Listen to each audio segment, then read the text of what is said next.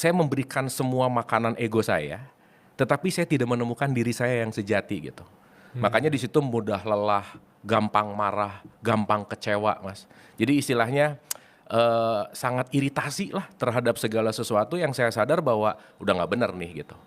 Terkenal iya, duit banyak, segala sesuatu oke, tapi kenapa nggak puas gitu ya? Kenapa nggak ngerasa fulfill lah kalau kata anak-anak sekarang gitu. Nah jadi kalau tadi pertanyaan awal di usia-usia awal mencari itu, saya rasa itu pun saya alami. Dan ya kalau kita mau bicara bahwa pemenuhan ego dulu tuh memang jalan untuk menuju kepada pemenuhan spiritual lah gitu kira-kira. Kalau kita mau pakai bahasa spiritual gitu. Saya rasa gitu, Mas. Pemenuhan ego. Ya. Apa yang harus kita tahu tentang ego kita sendiri gitu? Ah, Banyak dari kita tuh tahu ego bahwa mengepentingkan diri sendiri dulu gitu. ya. Dalam tanda kutip ego berarti aku orang yang egois. Tapi kalau aku bisa masuk lebih dalam tentang pemahaman dari Mas Abu sendiri melihat ego itu seperti apa sebenarnya? Ya oke. Orang tuh kadang melihat ego tuh hal buruk gitu. Padahal ego itu literally artinya aku. Berarti segala sesuatu yang aku inginkan, yang mendrive diriku gitu. Di situ mungkin ada keinginan, ada ekspektasi.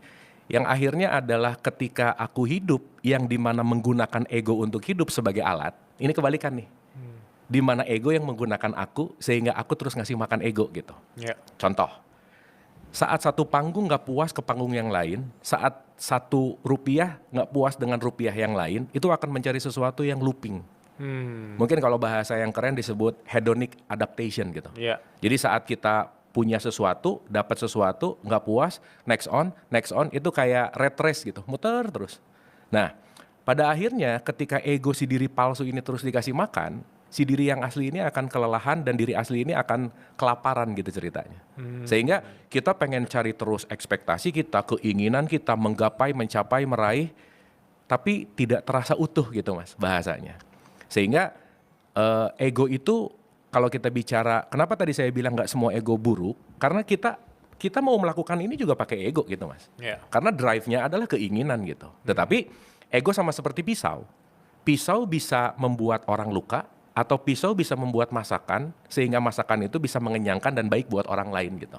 Nah jadi artinya adalah apakah keinginanku, desire kita, ekspektasi kita yang menguasai diri kita, atau kita yang mengontrol si semua itu gitu.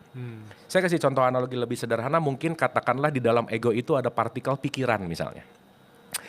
Pikiran itu adalah suatu alat untuk kita melakukan sesuatu katakanlah. Tapi saat pikiran yang menjadi master, maka kita yang akan dikontrol oleh pikiran. Jadilah overthinking. Thinking is good, overthinking is not good, udah pasti gitu.